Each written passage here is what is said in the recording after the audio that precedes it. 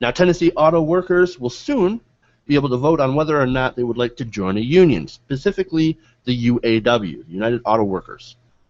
The workers that will be voting on the union measure belong to the Chattanooga Volkswagen Assembly Plant. They make the Passat there. That's one of two such plants in North America, the other, of course, being in Mexico. Now, this move has caused Republican politicians to literally freak out. Now, the South in general isn't exactly friendly union territory. Several prominent politicians in a group called the Southern Momentum Group have been pushing to prevent the UAW from gaining a foothold in the primarily right-to-work state. Now, the Southern Momentum Group, that's a group of anti-union anti-union workers from that Chattanooga plant have been putting up billboards warning that Chattanooga will become another Detroit, and that if the workers vote to unionize. Now, the sentiment is reflected by Senator Bob Corker that called the UAW a, quote, Detroit-based organization. He said that we're concerned about the impact. I mean, look at Detroit. He also said, and this is great, quote, I think it's pretty crazy to let the workers decide. Not only that, but yesterday, on Wednesday, he said this, quote, I've had conversations today, and based on those, am assured that should the workers vote against the UAW, Volkswagen will announce in the coming weeks that it will manufacture its new midsize SUV here in Chattanooga. Citing an unnamed source, which actually goes against what the Volkswagen plant has been saying. Not only that, but Republican Bo Watson warned on Monday that if VW's workers voted to embrace the UAW, the Republican-controlled legislature might vote against approving future incentives, tax incentives. Governor Bill Haslam told the Tennessean that, quote, I think that there are some ramifications to the vote in terms of our ability to attract suppliers. So not only are they threatening tax breaks, but they're threatening the suppliers to the VW plant. Now, Republicans, of course, have been getting out the big guns, as you can see, in order to fight this. But the one place that's actually not fighting about this is the plant itself, is the company itself. VW is actually quite union-friendly and actually has been wanting to set up something called a Works Council. Council would bring together managers and white and blue-collar workers to help set factory policies and foster collaboration. Now, in order to set up a Works Council, you need to have a union in place. Frank Fisher, Volkswagen's Chattanooga's chief executive and chairman, said that, quote, our Works Councils are key to our success and productivity. It's a business model that helped make Volkswagen the second largest car company in the world. Our plant in Chattanooga has the opportunity to create a uniquely American Works Council in which the company would be able to work cooperatively with our employees and ultimately their union representatives, if the employees decide that they wish to be represented by a union. Now, this is sort of the ultimate choice, whether or not the workers want to work together with management and actually have a say in their company. Now, I want to head to the panel and see what you guys think about this. I mean, what do you guys think about this whole union thing? Ron? Well, first of all, I think it's so ironic. You know, you're bringing up these quotes from Corker and so forth. Aren't these the same types of politicians that always say, oh, we should have government out of industry, the government should just leave the industry alone? Meanwhile, here he is interfering with VW. VW is kind of cool with this. They kind of want the workers to be on board with it. And here he is interfering. Oh, well, you know what? I have this unnamed source that apparently you guys will get a new project if you say no to this. So don't do it. And this is going to hurt because if you guys do this, all the other car plants will do this. And then we might have to treat workers fairly. And that doesn't work out. And I mean, it's just so hypocritical in so many ways. And his claim is just so bogus that, like, oh, well, you'll get to make a new car here if you don't give in to this. Because, I mean, even Fox News mentioned that VW is in favor and is, you know, union friendly and wants their workers to embrace this. Like, even Fox News confirmed that. I love so, I mean, it just makes no logical sense. I love how you brought up that point, Jordan. What do you think about this? Yeah, so not to get too inside baseball, but this is a story that I submitted for us to talk about tonight because this is something like I really got excited about this. What piqued my interest on it was an interview on NPR the other, I guess it was yesterday morning. One thing I want to kind of clarify, I listened to the interview and you said the quote. The way the interview sounded to me, maybe I misinterpreted this. Please, audience, feel free to fact check us on this and comment in the YouTube video. Let us know. But what I took away from that was there was not a threat of Volkswagen not expanding if UAW comes in, because like you said, Volkswagen is at the worst neutral on this. They actually have said things that show they're really kind of for it, but their official stance is silence and neutrality, which is to me an endorsement. But anyway, what the threat there about the expansion, that's coming from Bob Corker. That's him saying, Volkswagen, if you let your workers unionize, we will not play ball with you and make this expansion something that's easy for you to do. Whether that's through the tax breaks and all these other things that supposedly he believes in, it's him saying, you unionize, the state of Tennessee is no longer behind you. And he's not even very, very thinly trying to spin it as Volkswagen not being behind the state of Tennessee, and it's failing miserably. But yeah, it's Ron nailed it. Had an excellent point. Like, the quote here from Bob Corker is, I think it's ridiculous or whatever. What's the work phrase he uses to let the workers decide? Well, you're supposed to be for the working man. But no, what the GOP really is pro-big business. They present themselves as this pro-working man party. Well, here they make it cool, like they're not either one. Like Volkswagen is all for this, and the Volkswagen workers are all for this. It's Bob Corker and his donors who stand to, from their standpoint, lose by having to pay their workers a decent wage, or who are against this, and that's who he's fighting for. He is literally saying, if you bring better-paying jobs to my constituents, if you provide a place where they can work and make a decent wage, I will no longer play ball with you because you are not the kind of company I want. Because all the other companies that pay for my re-election every year, they're going to have to raise their wages to stay competitive. And now, I do want to say, I've got a lot more nuanced opinion on unions than you guys do because I grew up in the South. I grew up in a right-to-work state. I grew up in a place where I own a house that costs $20,000. A lot of that has to do with how low the cost of living is in the South, and a lot of that has to do with the fact that we are right-to-work states down here. However, I think that some people like me are able to capitalize that. We're blessed with the resources to go ahead and turn that low cost of living into an advantage. But the flip side of that is you also have a lot of really low-paying jobs and a lot of a lack of education in the South that kind of runs side by side with that. And that's where union jobs really come in, is they let people who are willing to work hard but for whatever reason didn't have the means to go to school, or the regular working class folks make enough money to live the American dream, and then their kids turn around and can go to school because their parents can afford to put them through school, and you have a more educated populace, a generation later. So there's, it's I'm not as pro-union as probably, well, obviously, except for Sean, as you guys are, but this story here, this is just ridiculous. And one last thing, and I'll shut up. Like I said it before on the show, this is an example of the self-fulfilling prophecy that the GOP is propagating right now.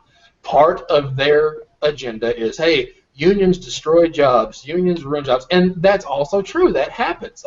NPR, the same news outlet that turned me on to this story a while back, ran a story about a Detroit GM factory that got so bad, like workers were literally they stopped working and started having sex on the floor. And they couldn't fire those people because the union was so strong. There is a negative side to this. I think the era of two strong unions is long gone. But anyway, but back to my point. I'm sorry, I kind of digressed there. They're saying unions destroy jobs. Unions destroy jobs. So that big companies don't want unions. They drive out innovation and expansion. So this big company comes in and says, "Go ahead, guys, start a union. We'll pay you. We'll give you collective bargaining." Because that's what we believe in, and we believe that's a business model that works. And so what do the Republicans do? They turn around and say, If you do that, we won't let you expand. We won't let you create jobs. See, unions destroy jobs. You started a union, and we took your job away. That's also another really good point. Sean, go ahead, jump in. Yeah, it's not really about big corporations or anything in this case, except for the fact that the UAW donates to Democratic politicians. So the Republican state legislature doesn't want to have an organization that could potentially vote them out in their state. Like, it literally is as simple as that. Like, you guys know my position on unions. If you want to unionize and you come together and you vote on it, then go ahead, unionize. Good for you. Like, be happy and all that. But this really is that the Republicans saying the UAW is my political enemy.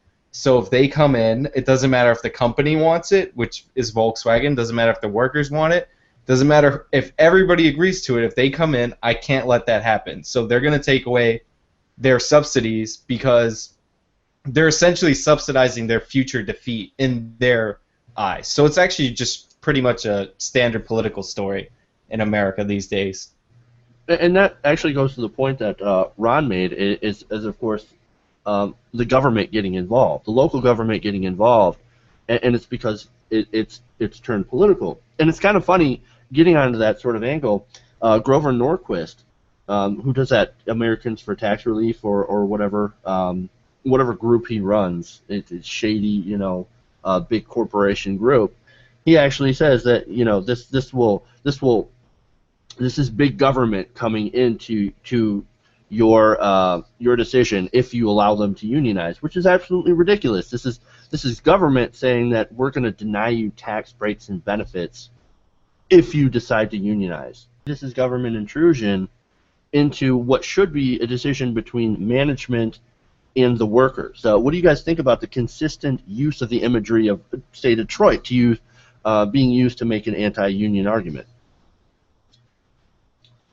Yes, good. That is actually a good argument. I would if I was a politician, like, you guys know how I roll. If you're using good political tactics, even if I disagree with your message, then I have to commend you for that. And I totally agree. I think that's totally fair and in balance politically to use Detroit and, like, unionization and all that, like, for your political gain. Like, whether or not it's true is a different story, but I would do the same exact thing. So I'm not gonna, like, hate on them for that.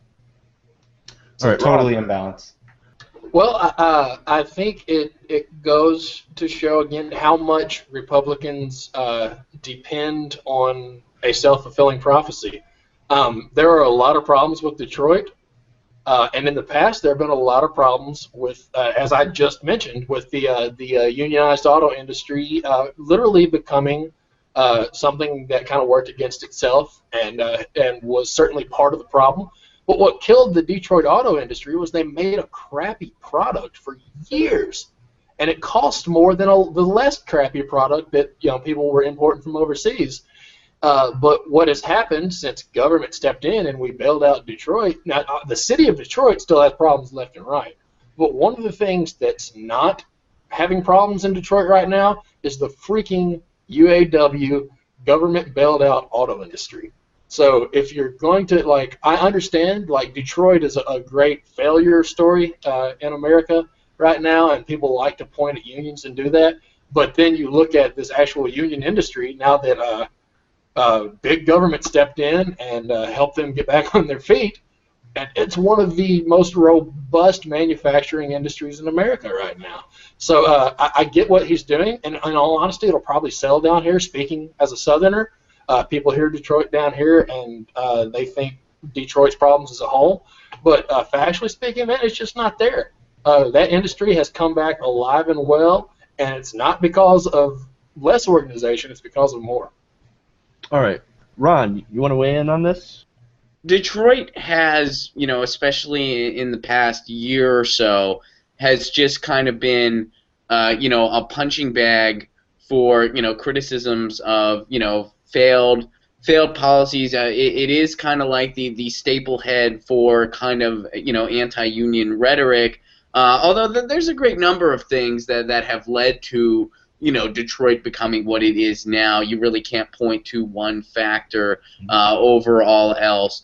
And what's weird to me is that, you know, Detroit is such a significant city when it comes to just Americana. When you think about what came out of there, some of the music movements of the 60s and 70s, some of the cultural stuff that's going on there now, you know, it's really kind of a significant gem to this country that is so often overlooked because of, you know, the tough economic situation they find themselves in now. So I think it's kind of just an obvious kind of tactic, and I don't know, but I think it's kind of just lazy and short-sighted in so many ways.